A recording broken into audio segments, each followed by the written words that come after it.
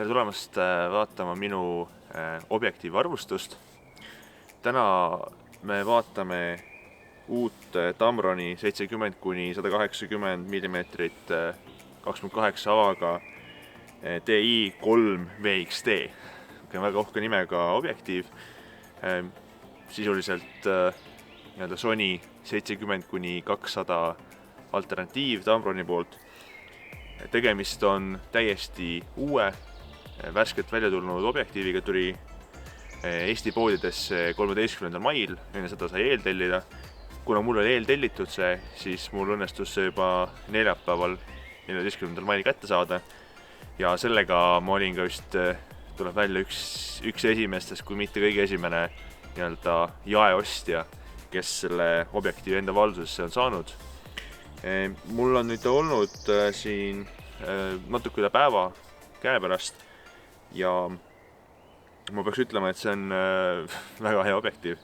Mul ei ole elu sees midagi sellist varem olnud. Et kõigepealt objektiiv ise on selline. Ta on välja käiv, ehk siis kui sa zoomid, siis natukene tuleb välja.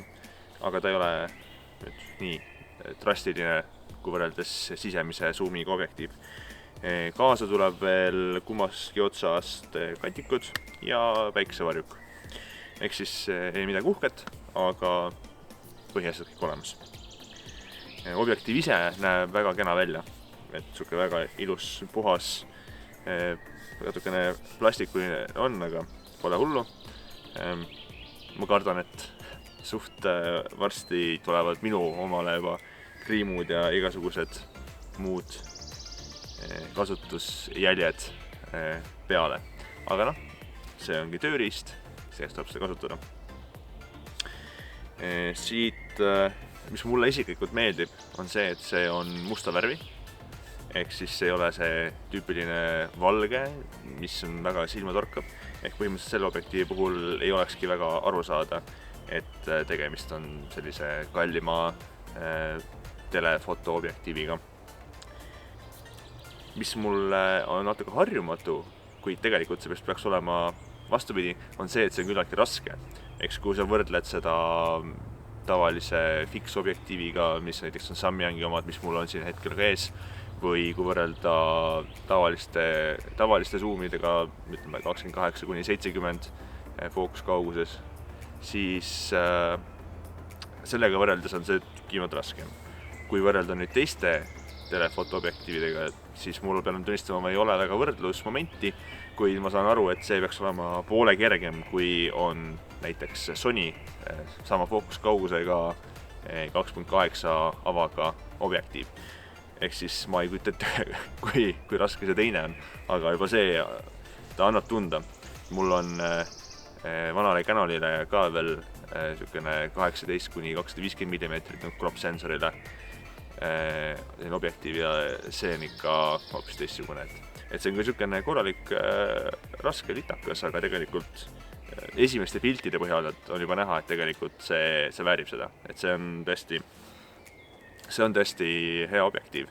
Et ma lasen nüüd ka mõned pildid, näidispildid, mis ma siit olen saanud viimase päevaga, et ilmselgelt väga laia kasutust ei ole ta hetkel veel saanud, küll aga ma tean, et saab seda.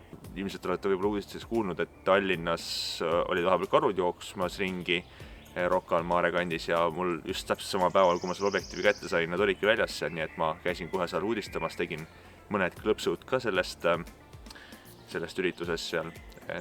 Minu meelest, kui panna avaga 2.8 peale, siis ta väga ilus, selge eraldatus on taustast objektidel.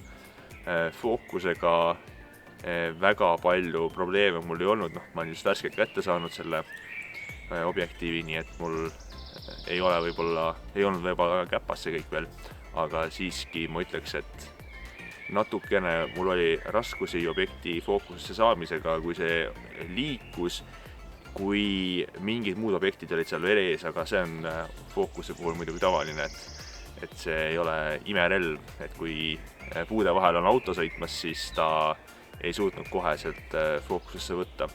Aga see võiski täitsa olla minu enda kasutusiga või äkki tuleb natukene seda veel kalibreerida. Ehk siis see selgub. Samuti olen ma siin metsas natukene pildistanud ja teen ka siit mõned sellise hallima ilma pildi näited ning ma olen ka teinud päikeseloojangu pilte juba sellega ja seal taaskord mulle väga meeldis see pilt, mis sealt mulle vastu vaatas. Et seal mul loojanguga linnakeskkonnas ei olnud raske fookus saada. Proovisin ka natukene portreed ja samuti seal fookus oli ilusti alati paigas, et seal ühtegi probleemi ei olnud. Tõsi küll, ma väga liikuva objektiga seda ei saanud proovida, kuid statsionaarsete objektide puhul oli selgelt näha, et ta objektiiv suudab võtta ilusasti silma järgi fookusesse. Arvestades seda, et Sonyl ei ole väga palju telefotoobjektiivi valikuid, on Sony enda omad, on nüüd see Tamroni oma ja on siis Sigma või Canoni omad läbi adapteri, siis ma ütleks, et see objektiiv saab väga hästi hakkama selles konkurentsis. Oma hinnaklassi kohta on ta hea, ta on väga hea, kui veel mõelda, et selle on 2.8 avaga, mitte 4 avaga, nagu on umbes sama hinnaklassis Sony enda objektiiv, siis ma ütleks selle kohta, et see on kindlasti hea ost. Mis aga võib olla probleem siin Euroopas ja Eestis võrreldes muu maailmaga, eriti USA-ga, on see, et selle objektiivi hind on $1200 USA-s siis, kuid Eestis on selle objektiivi hind 1500 eurot ja see vahe dollarites on julgelt üle 400. Ja põhjus, miks mina selle objektiivi ostsin sellise hinnaga, on tegelikult see, et ma ei ostnud selle sellise hinnaga. Kuna siin vahepeal oli see objektiiv vahetult enne väljatulekut müügis, nii-öelda mõistliku peaaegu turuhinnaga, siis ma ostsin ta ära, kuna Fotopoint, kus ma selle objektiivi ostsin, tegi parajasti kampaaniat, kus selle objektiivi hind oli 1184 eurot vist oli äkki. Ühesõnaga alla 1200 euro ja sisuliselt väga väike vahe võrreldes USA jaehinnaga. Ja arvestades, et see on Eestis ostetud objektiiv, siis kindlasti on näiteks garantii või muude probleemide korral lihtsam Eestis neid probleeme lahendada, kui et osta internetipoest umbes sama hinnaga või mõnikümmend eurot kuni 100 eurot odavamalt. Ehk siis, kui tuleb kampaania hind sellele objektiivile, siis ma kindlasti soovitan seda osta.